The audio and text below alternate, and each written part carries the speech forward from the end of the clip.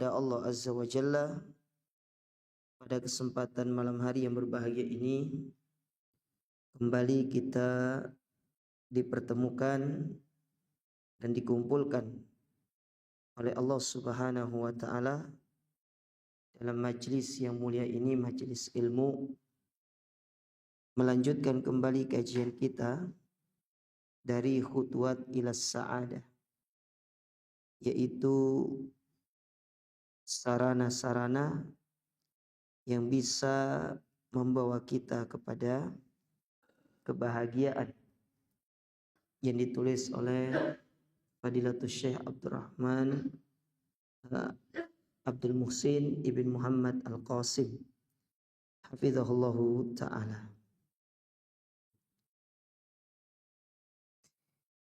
Kita masih pada pembahasan, yaitu sebab yang kelima dari sebab-sebab kebahagiaan, yang mana sebab yang kelima ini penulis memberikan judul ta'atun mutanawwi'ah, yaitu ketaatan yang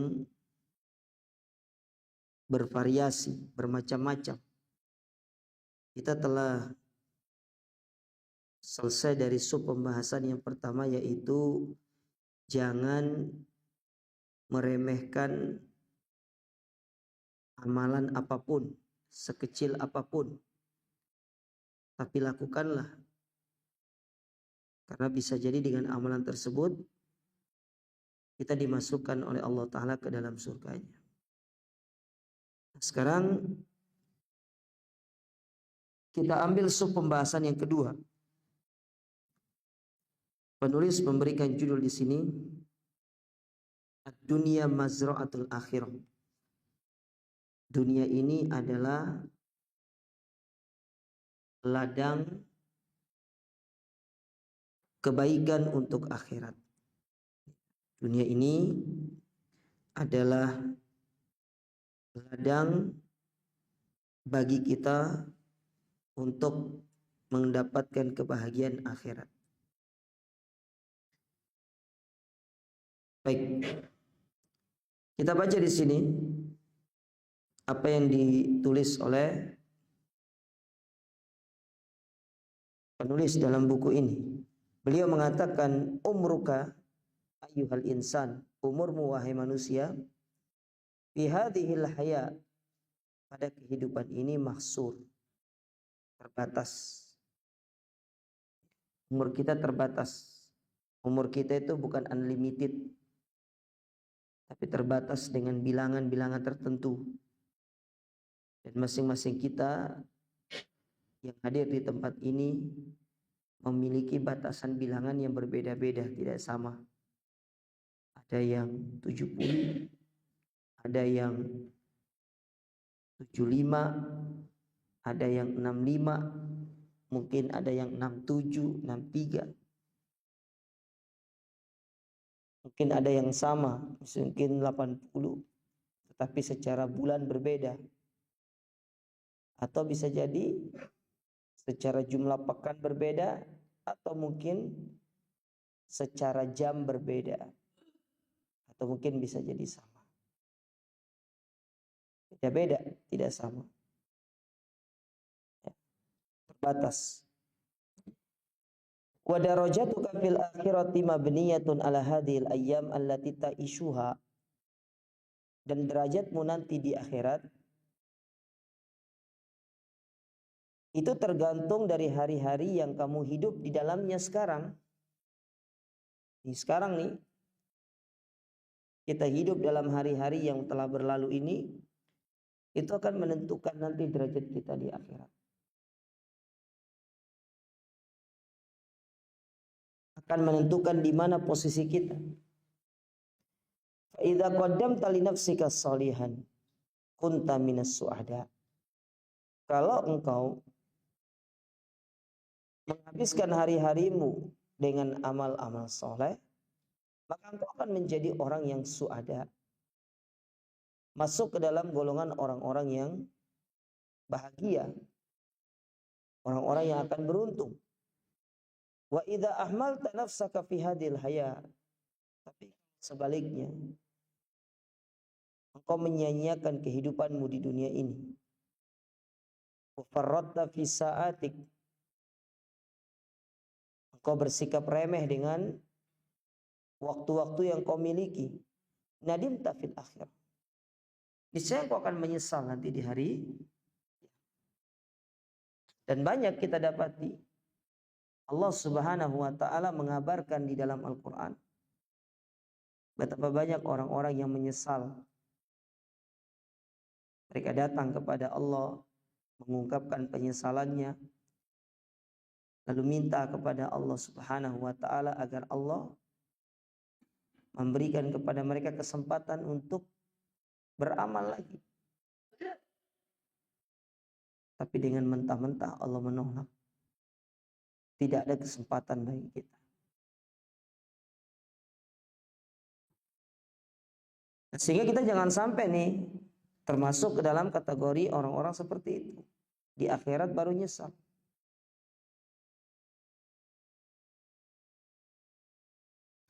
Jangan sampai nanti di akhirat baru kita menyesal. Kita menyesal kenapa yang nggak begini, kenapa nggak begini. Kenapa tidak seperti ini, kenapa tidak seperti ini. Kita akan menyesal. Kita akan sesali apa yang sudah kita lewatkan. Terutama yang paling banyak disesali, kenapa hari-hari ini berlalu tanpa kita isi dengan amal soleh. Sehingga orang datang kepada Allah Ta'ala itu berjanji, kalau dia dikembalikan ke dunia dia ingin beramal. Itu janjinya. Janji manusia yang datang kepada Allah Ta'ala itu dia kepingin beramal. Kalau dia bisa kembali ke akhirat. Tapi kan Allah tidak merealisasikan apa yang menjadi permintaannya itu. Kalau bahasa orang sekarang itu proposalnya tidak di-approve.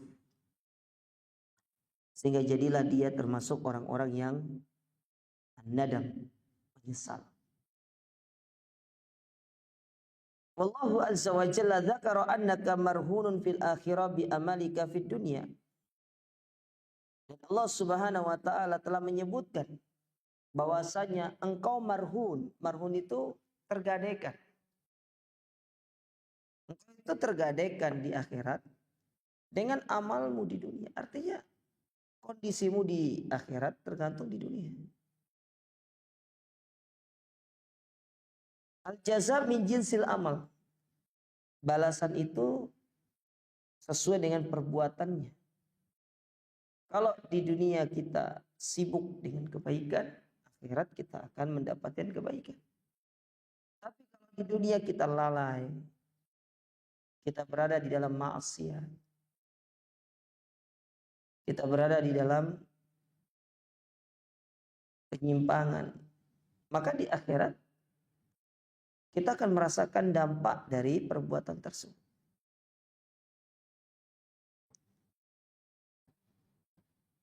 Makanya kurang tepat orang-orang yang suka bilang kecil dimanja, muda foya-foya, tua kaya raya, mati masuk surga.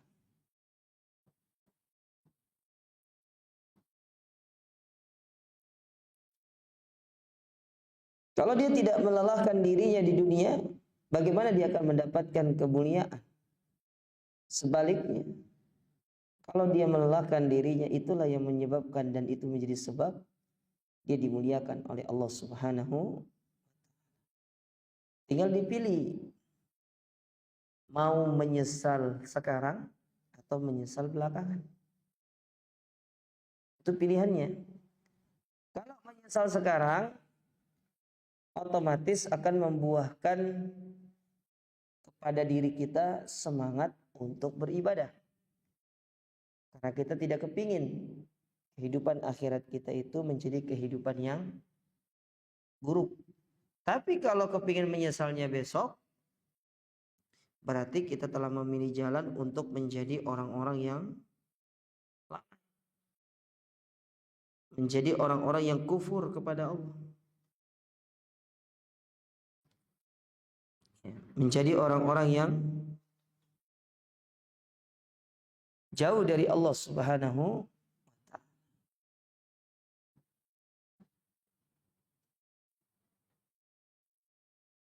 Nah, ini perlu diperhatikan.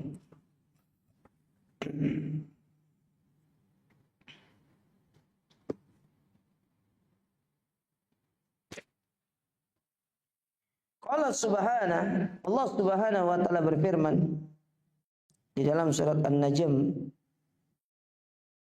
ayat yang ke-39, kata Allah Subhanahu wa taala, wa allaisa lil insani illa ma sa'a.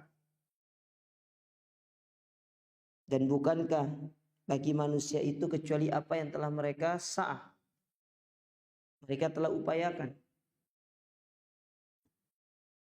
Artinya apa yang telah mereka lakukan selama di kehidupan dunia, baik itu kebaikan ataupun itu keburukan, dia akan tetap merasakan hasil, melihat hasil, melihat dampak dari apa yang telah dia perbuat.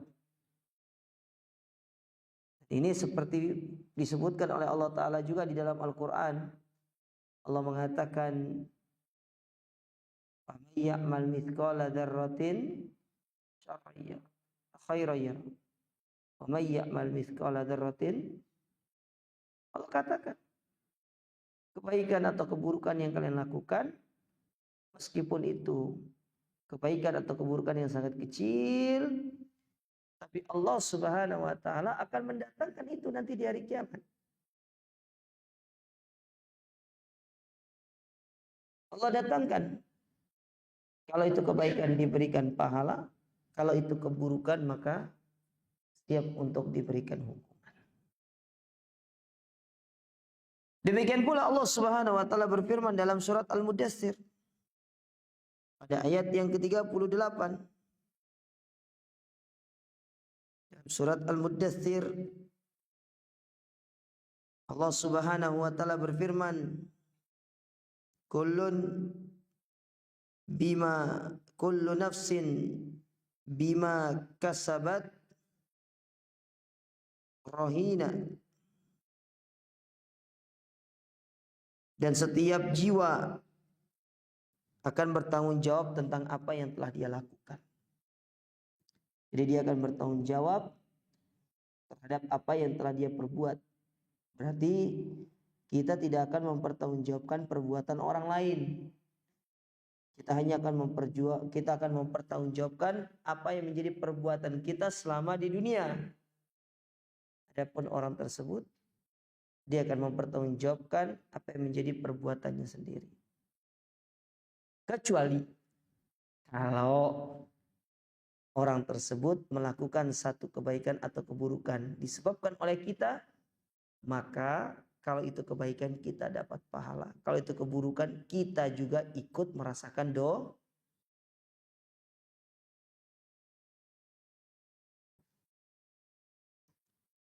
kita akan merasakan ikut dosa. Karena kita menyebabkan orang tersebut terjerumus ke dalam keburukan. Sebaliknya kalau kita menjadikan dia terus berada di kebaikan, bahkan dengan sebab kita dia dapat kebaikan-kebaikan, maka itu akan menjadi tabungan akhirat kita yang sangat besar. Dan kelak nanti kita akan mendapatkan dan merasakan apa yang menjadi hasilnya. Baik. Nah, ini dalil-dalil yang menyebutkan bahwasanya setiap manusia itu dia akan mempertanggungjawabkan apa yang telah dia perbuat. Ya, dan dia akan mendapatkan hasil sesuai dengan apa yang menjadi perbuatannya. Wala ta'lam mata yasuruka malakul maut. Dan engkau tidak tahu kapan malaikat maut itu akan datang menziarahimu. Ada yang tahu jemaah? Kapan malaikat maut datang menziarahi kita? Ada di antara kita yang punya nomor WA-nya malaikat maut? Ibu-ibu punya nomor WA-nya malaikat maut nggak?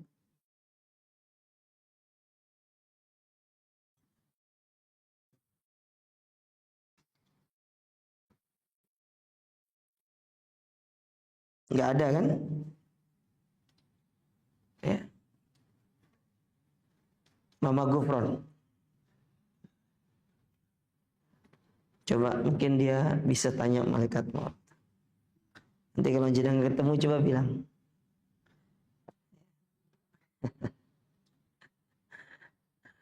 Baik. Wa idza nusi'at ruhuka, dan tatkala ruhmu dicabut, fa inna aqarabaka wa ahbabaka, fa inna aqaribaka wa ahbabaka wa man haulak ba'da dafnik fi syughulin fi hadhil hayat. Ketika ruhmu dicabut, maka kerabat-kerabatmu, orang-orang yang kau cintai, dan orang-orang yang berada di sekelilingmu selama ini setelah engkau dikuburkan, apa yang mereka lakukan? Fi syughulin. Dia akan kembali ke aktivitas mereka masing-masing. Kembali untuk melakukan apa yang menjadi aktivitas mereka setiap harinya. Istri tidak akan selamanya menangisi kita. Anak pun tidak akan selamanya kemudian bersedih karena kehilangan kita. Mereka pasti akan kembali menuju aktivitas mereka seperti biasa. Bahkan tidak butuh waktu lama. Kalau yang mati itu atau yang meninggal itu adalah memang orang yang diharapkan kematiannya, mereka akan merasa biasa saja. Bisa jadi orang yang diharap kematiannya itu karena mereka ingin segera menguasai apa yang menjadi harta. Ya.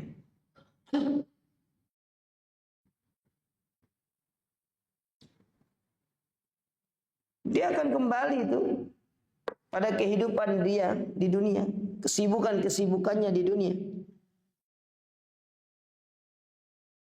Wasa'in fid dunya hafiz. Demikian pula kembali untuk mengejar dunia. Mengejar dunia. Mimma yaj'aluhum fi ghaflatin anid du'a laka ba'da mautik. Yang mana bisa jadi sibuknya mereka terhadap dunia sampai mereka lupa untuk mendoakan kita yang telah meninggal. Jangankan yang sudah meninggal, yang masih hidup saja, seberapa sering kita mendoakan mereka?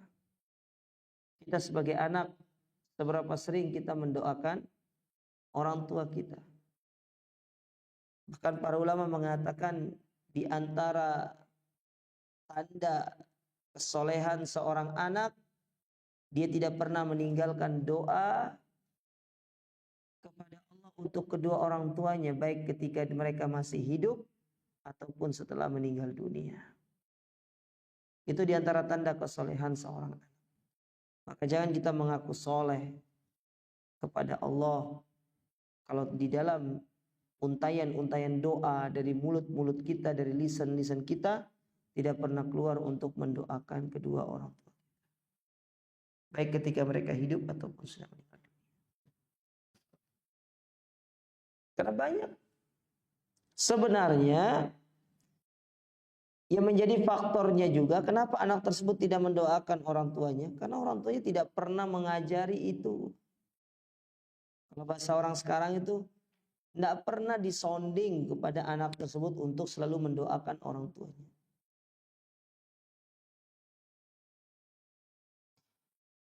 Yang disonding itu urusan-urusan dunia yang kebanyakan.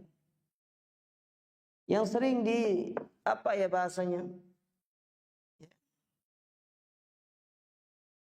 Yang sering disebutkan kepada anak-anak tersebut itu urusan-urusan dunia.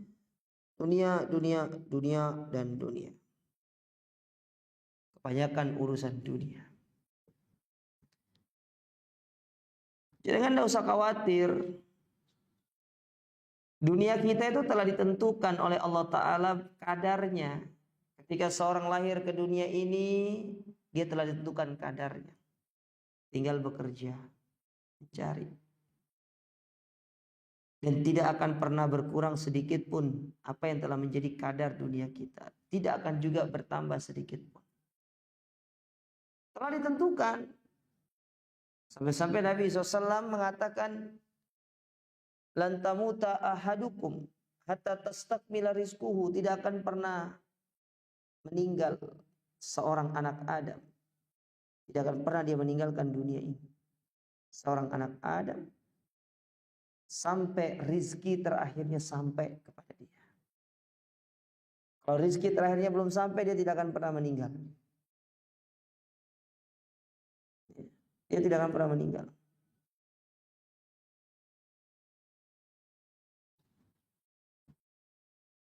Tapi surga, akhirat, tidak ada jaminan dari Allah Ta'ala bahwasanya fulan bin fulan, fulan bin fulan, termasuk kita, akan termasuk ke dalam golongan orang-orang yang akan mendapatkan surga. Belum ada jaminan. Kalau rizki sudah dijamin, rizki itu sudah dijamin sama Allah dan tidak akan pernah berkurang sedikit pun. Dan itu sebagaimana disebutkan oleh Nabi SAW dalam hadis.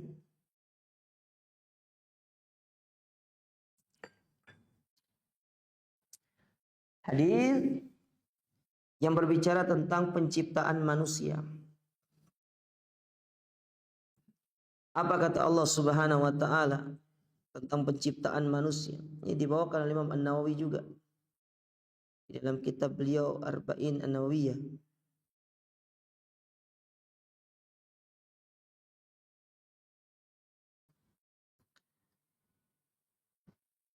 Kata Allah, kata Nabi SAW, inna ahadakum, sesungguhnya salah seorang di antara kalian, la yajma'u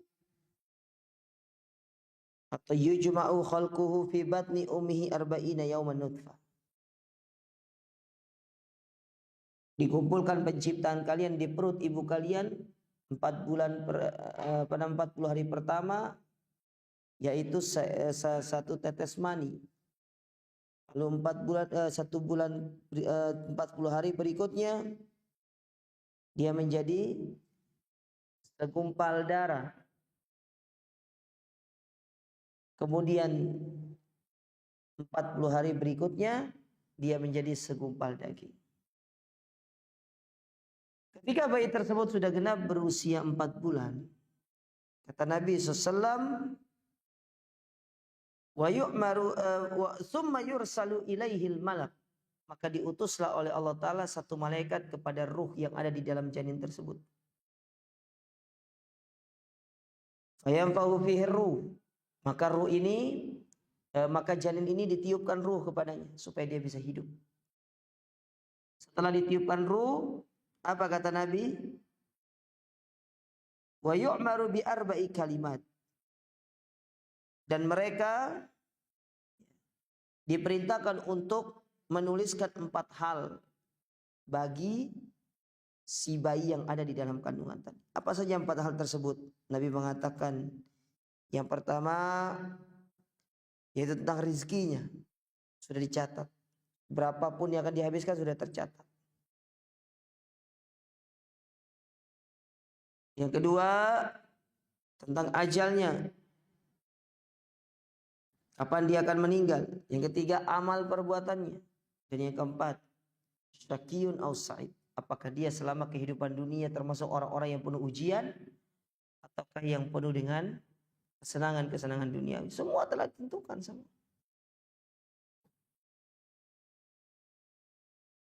Maka seorang tidak akan pernah bisa meninggal dunia kalau rezeki terakhirnya tidak sampai. Nah, itu yang sering dirasakan oleh si mayit.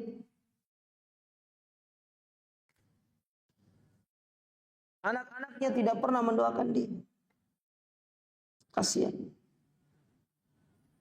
Terhalangi anak-anaknya untuk mendoakan dia. Yang seharusnya dengan doa ini dia bisa naik derajat. Tapi karena anak-anak tidak pernah mendoakan, orang-orang di sekitar tidak pernah, suami tidak pernah mendoakan istri, istri tidak pernah mendoakan, anak tidak pernah mendoakan kedua orang. Bagaimana kemudian Allah Ta'ala akan mengangkat derajat?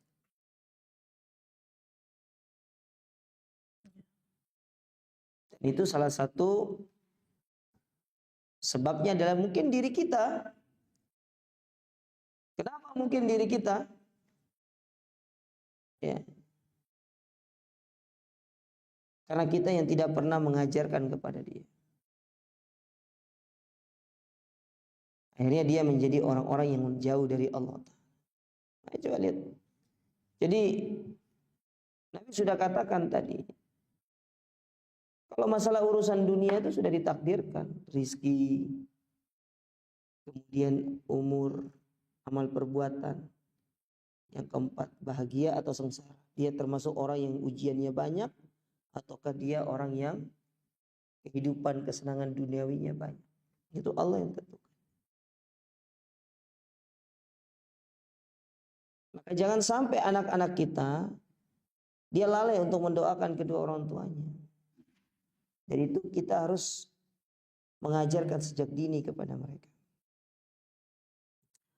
Wa hadhihi sunnatullah fil hayati bin nisyan. Dan inilah salah satu sunnatullah dalam kehidupan ini, yaitu lupa. Lupa mendoakan. Lupa bayar utang. Nah, ini lupa yang sering ini, lupa bayar utang. Saya nggak tahu hari ini kajian pagi tadi itu banyak yang bertanya tentang masalah utang. Ini menunjukkan banyak manusia yang sudah mulai terkena penyakit lupa. Ada yang tadi yang kawannya dia pinjam uang, dikasih total pinjamannya itu hampir 100 atau 100 juta. Tapi dia lupa. Kesalahanku, kata dia, kesalahan saya Ustadz, saya tidak mengambil satu jaminan yang bisa saya jual nanti kalau ternyata dia tidak bisa bayar utang. Akhirnya apakah kita harus menagihnya? Langsung saya bilang, kalau jenengan ikhlaskan piye Bu pripun? Aduh kayaknya sulit Ustaz. Ya udah tagih aja. Kalau diikhlaskan sulit, tagih aja. Karena secara nominal tadi besar nominalnya. Mungkin itu yang menjadi pertimbangannya. Tapi gak apa-apa. Karena utang yang kita kasih kepada orang lain itu hak kita. Dan kita boleh untuk menagihnya. Terlepas orang nanti bilang kita begini-begini, terserah. Yang penting utang itu hak kita sebagai pemberi hutang kepada yang ngutangi. Maka kita punya hak untuk mengambil kembali harta kita. Kecuali kalau 100-200 ikhlaskan aja lah. Daripada antum kelahi kan.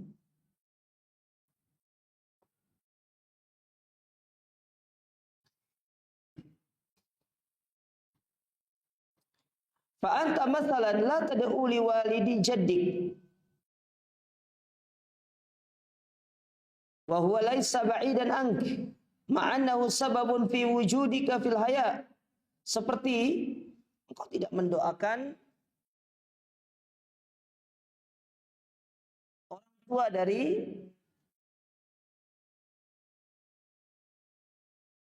orang tua dari keluargamu, maksudnya kakeknya gitu. Padahal dia tidak jauh darimu. Dia bukan keluarga jauh.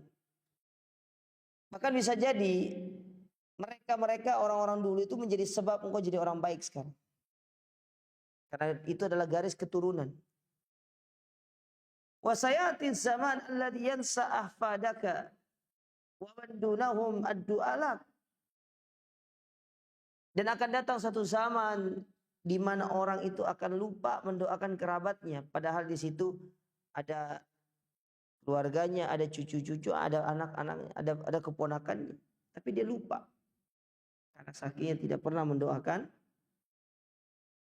mereka. Jangankan mendoakan anak, kadang mendoakan istri aja mungkin tidak pernah. Ya. Makanya ikhwan, disebutkan oleh para ulama, salah satu sebab yang bisa menjadikan kita dikaruniai oleh Allah Ta'ala anak yang soleh dan soleha adalah dengan kita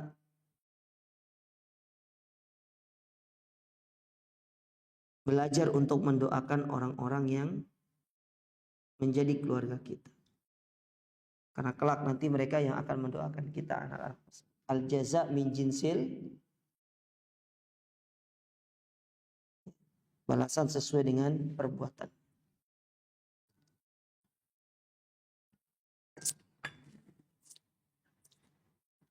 Kemudian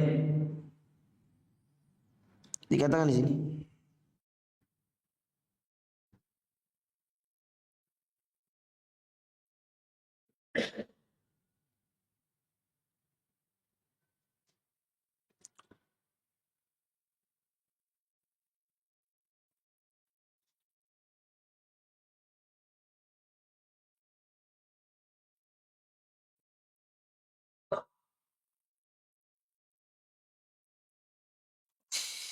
fa idza taqarrara dzalika indak, maka apabila perkara tersebut ya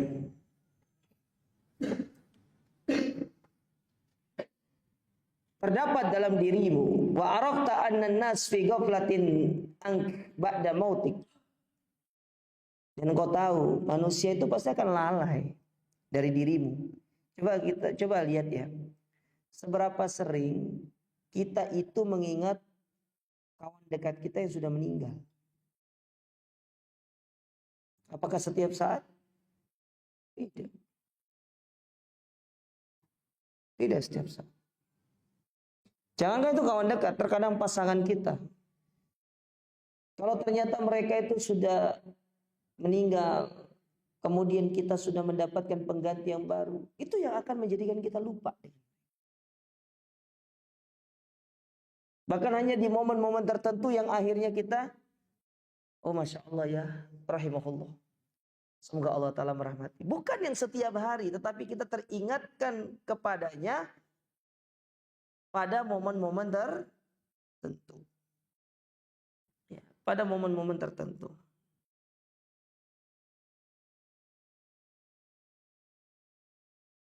Ya.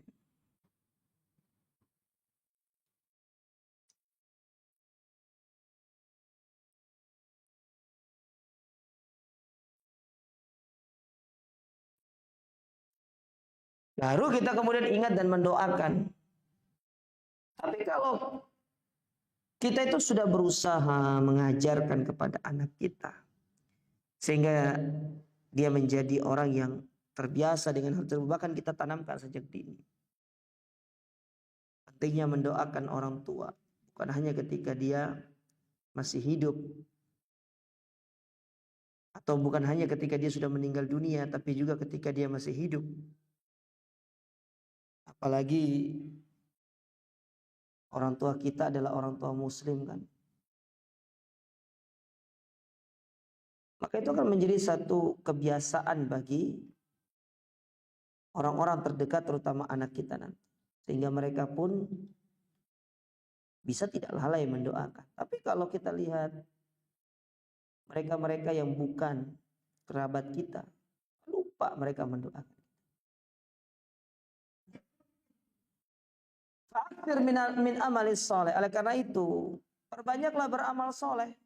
Kita sendiri yang harus berusaha untuk memperbanyak amal.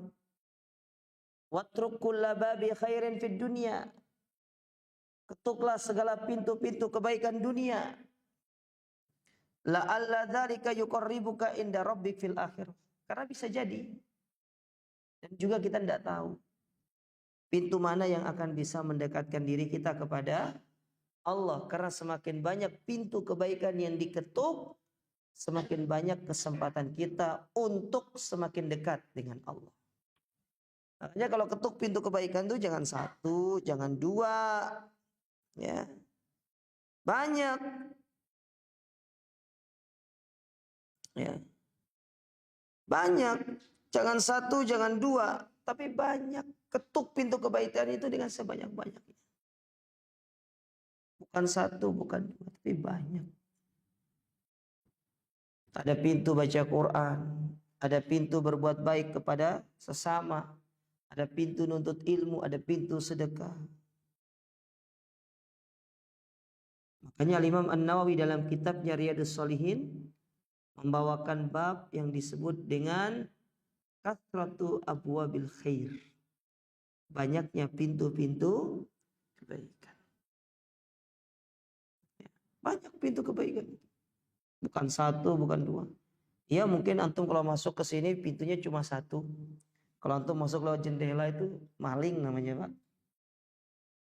Tapi kebaikan itu banyak pintunya.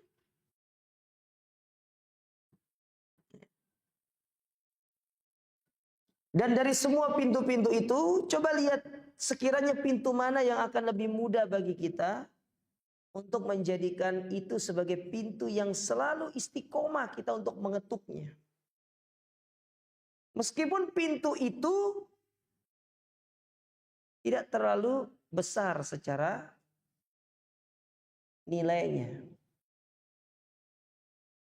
Tetapi konsistensi, kelanggengan kita mengetuk pintu itulah yang paling utama. Karena Nabi SAW mengatakan ahabbul a'mali ilallah adwamuha wa inqal. Amalan yang paling dicintai oleh Allah Ta'ala itu adalah amalan yang dilakukan secara berkesinambungan, meskipun secara kuantitas dia sedikit.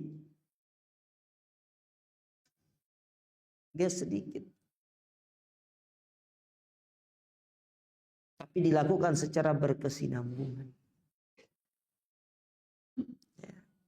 Mungkin antum ingin mengetuk pintu Quran. Antum tidak bisa seperti di bulan Ramadan misalkan. 1 juz. Tapi saya kalau baca setiap hari bisa Ustaz. Mungkin tidak 1 juz. Karena 1 juz kayaknya rada berat kalau di luar bulan Ramadan. Minimal saya bisa tuh baca 1 lembar 1. Ahlan wa sahlan. Tapi rutin. Ya. Rutin.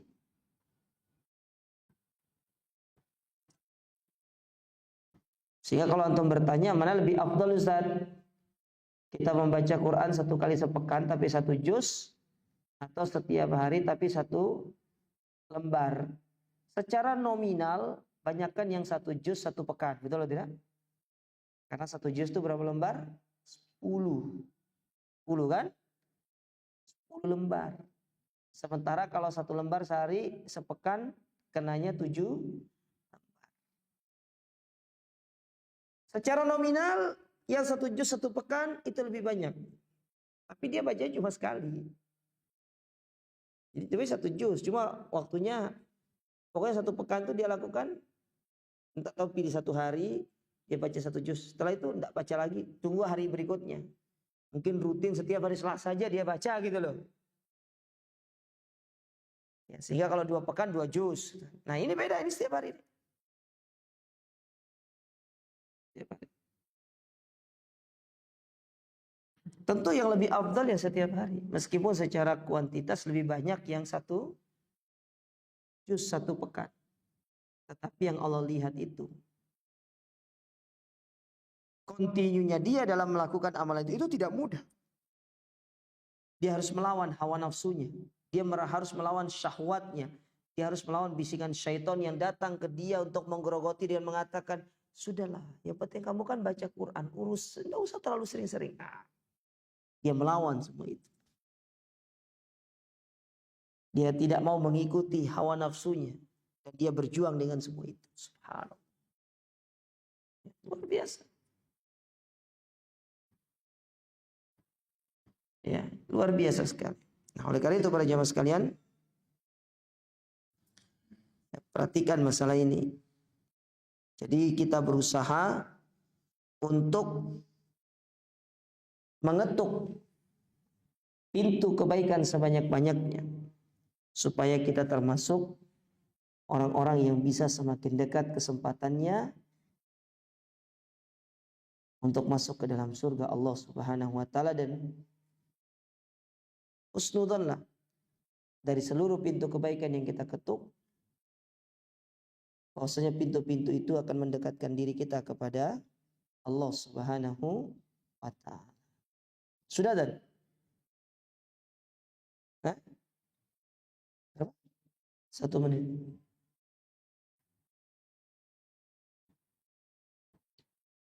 Baik. Itu yang dimaksud dengan ad-dunya mazra'atul akhir. Dunia itu ladang bagi akhirat. Sekarang, ya kan. Azan dulu jemaah.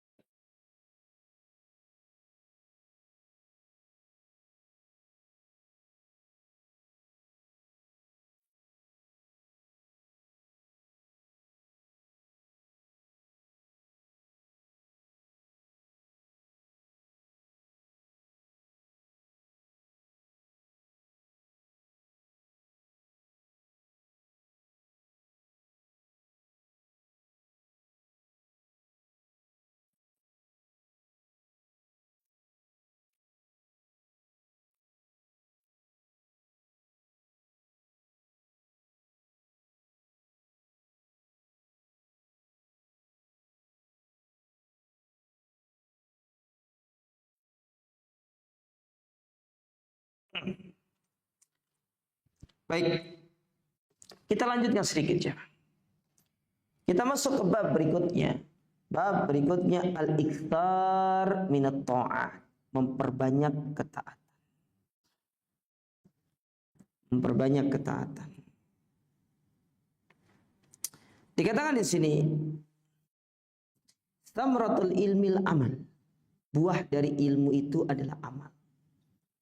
Makanya ilmu itu baru dikatakan bermanfaat kalau membuahkan amal. Bukan masalah banyak atau sedikitnya ilmu. Tolak ukurnya bukan karena dia punya banyak atau sedikitnya ilmu, tetapi yang menjadi tolak ukur diamalkan atau tidak. Oleh karenanya doa Nabi SAW itu antum perhatikan. Dan ini satu rahasia disebutkan oleh para ulama tentang doa Nabi SAW. Allahumma inni as'aluka ilman nafi'an wa rizqan tayyiban wa amalan.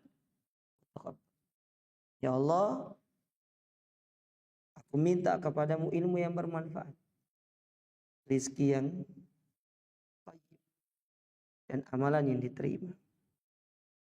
Ketika Nabi menyebutkan tentang ilmu yang bermanfaat, maka salah satu tanda ilmu itu bermanfaat menghasilkan rizki yang thayyib.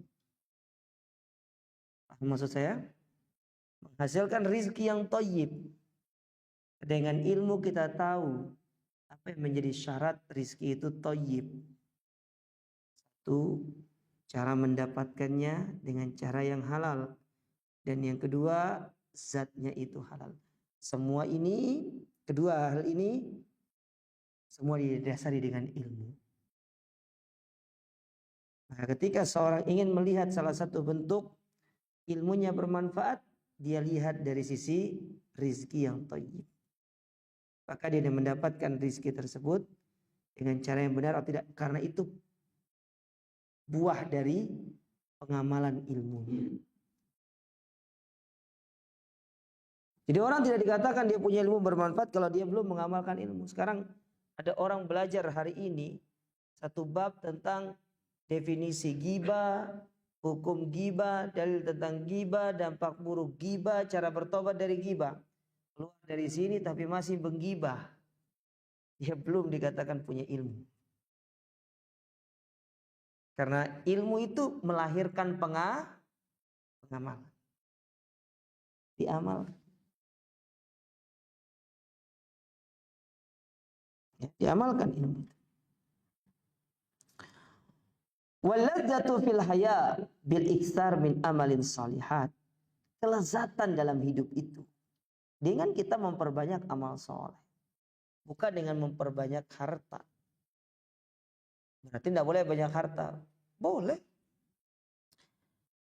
Jangan salah dipahami ya jemaah ketika kita mengatakan, misalkan kayak saya bilang tadi, kelezatan kehidupan itu dengan kita memperbanyak amal, bukan dengan memperbanyak harta. Bukan berarti antum tidak boleh memperbanyak harta. Tidak ada yang larang antum untuk memperbanyak harta. Silakan. Antum mau memperbanyak harta, tidak apa-apa. Tapi jadikan harta itu sebagai sarana untuk beribadah. Gimana caranya?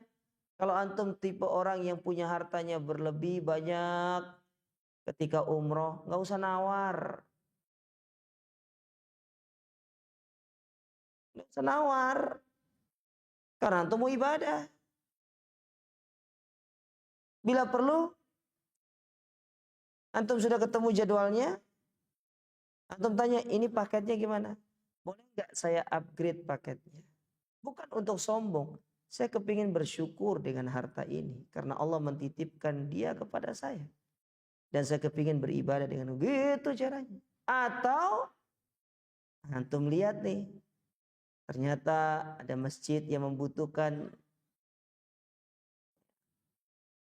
bantuan untuk pembangunan.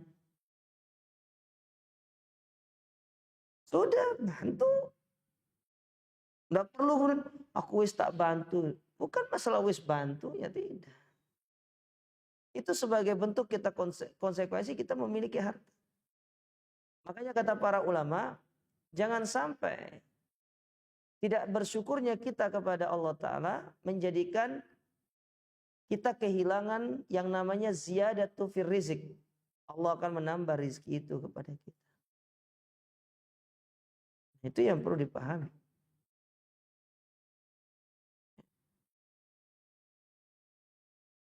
Justru dengan harta itu pakai untuk memperbanyak amal. Itu caranya. Antum tahu apa yang para sahabat itu irihkan dari sahabat yang lainnya. Ini iri yang baik. Yang mereka datang kepada Nabi SAW mengadukan, ya Rasulullah, zahaba ahlud dusur bil ujur. Wahai Rasulullah, itu mereka-mereka yang punya harta. Mereka meraup pahala ini dengan sebanyak-banyak. Kata Nabi, kok bisa? Orang kaya itu, dia sholat seperti sholatnya kita. Dia puasa seperti puasanya kita. Dia baca Quran seperti baca Qurannya kita. Tapi kami tidak bisa bersedekah seperti yang mereka lakukan. Lihat. Kalau kita enggak. Ya Allah, dia punya Lamborghini, aku enggak. Oh, no, ya Allah. No, ngomongan. Oh, ya Allah, kok dia iso tuku iPhone 17 Pro Max, aku enggak iso. Ya, gitu omongannya kita gitu. Para sahabat itu dia datang sama Rasul, dia ngomong. Itu orang-orang kaya itu ya Rasulullah. Apa yang kami lakukan? Mereka juga bisa. Tapi ada satu hal yang kami tidak bisa lakukan. Mereka infak pakai harta, kami nggak bisa. Rasul mencoba menghibur mereka. Apa kata Rasulullah? Infak itu kan tidak harus dengan harta. Dengan senyuman bisa. Berbuat baik. Ya mereka kan juga bisa.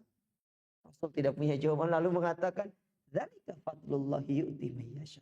Itulah keutamaan yang Allah berikan kepada masing-masing orang. Itu poinnya di situ. Berarti salah nggak orang kalau kepingin mengumpulkan harta kemudian ingin berbagi kepada orang? Bagus. Ana dukung antum. Kalau antum punya niat seperti itu, ana doakan semoga antum jadi orang kaya. Tapi kalau niat mengumpulkan harta itu kepingin supaya bisa mengungguli fulan, dia punya apartemen, saya juga kepingin, cuma beda lantai. Dia lantai 9, saya dia lantai 9,5 lah. Ya, lebih tinggi dikit gitu kan. Tujuannya untuk dunia, itu beda cerita. Beda cerita. Ketika antum memiliki kelebihan harta, antum lihat saudara-saudara antum, enak ya, dia jalan-jalan ya, 10 hari ke 9 negara, keliling dari Portugal, Spanyol, Prancis. Atau jangan iri, atau bilang, Anda punya harta sama kayak dia. Anda tidak mau, Anda mau pergi ke Saudi. Anda mau pergi, Anda pergi. Itu cara.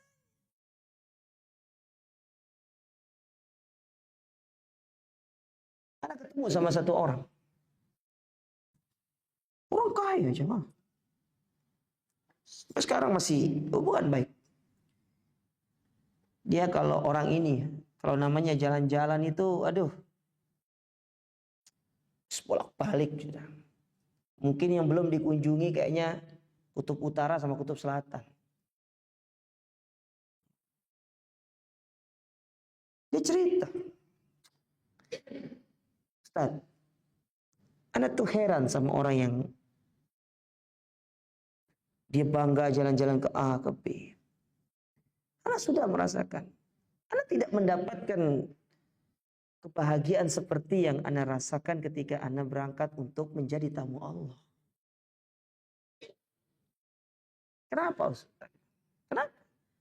Karena hanya ketika Anda bisa menjadi tamu Allah, Anda bisa menangis. Anda bisa menangis, Anda bisa meneteskan air mata. Anda bisa merasakan apa itu artinya kedekatan, apa itu bermunajat. Sementara ketika kita jalan-jalan, kita ke Anda pernah pergi ke New York, Ustaz? Anda pernah ke Times Square yang ya itulah. Tidak ada kemudian satu hal yang bisa nanti, apakah ini akan aku banggakan di hadapan Allah? Tidak.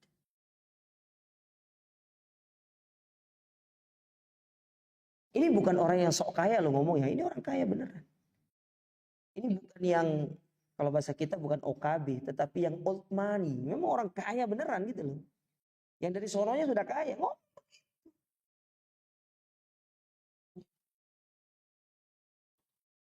Dari situ kemudian terbesit dalam pikiran saya. Itu ya mungkin yang dirasakan oleh Abu Bakar itu ya. Abu Bakar As-Siddiq radhiyallahu taala anhu. Subhan. Sampai keluarganya itu mendukung sekali kalau Abu Bakar ingin infak itu. Antum tahu ceritanya ketika Abu Bakar As-Siddiq radhiyallahu taala berinfak. Datanglah bapaknya ke rumahnya, Abu Quhafa, ketemu sama Asma. Yang mana pada saat itu Asma masih tinggal bersama Abu Bakar. Dan pada saat itu ada Asma di situ. Bapaknya Abu Bakar, Abu Quhafa itu bilang, kasih tahu bapakmu. Cuma kasih aja. Dia harus ada meninggalkan untuk keluarganya. Tahu apa yang dilakukan oleh Asma? Ada yang ditinggalkan oleh bapakku.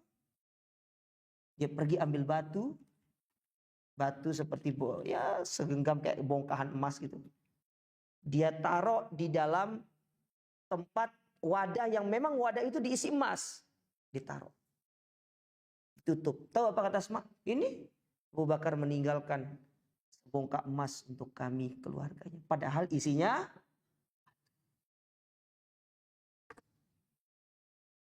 membayangkan. Padahal isinya batu. Ada istri kita pernah begitu? Kasih tahu tuh suami, iya tuh wes aku kasih tahu bolak-balik.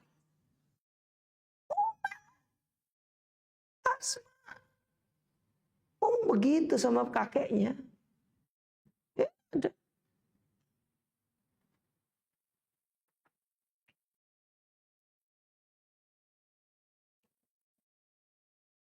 Maka ikhwan ya para jamaah sekalian, ada yang larang kemudian melarang kita untuk memperbanyak harta, itu tidak. Cuma kan larangannya dalam Al-Quran itu alhaakumut takatsur. Sungguh celaka orang-orang yang memperbanyak harta hanya sebatas untuk bermegah. Itu poinnya. Untuk bermegah-megahan.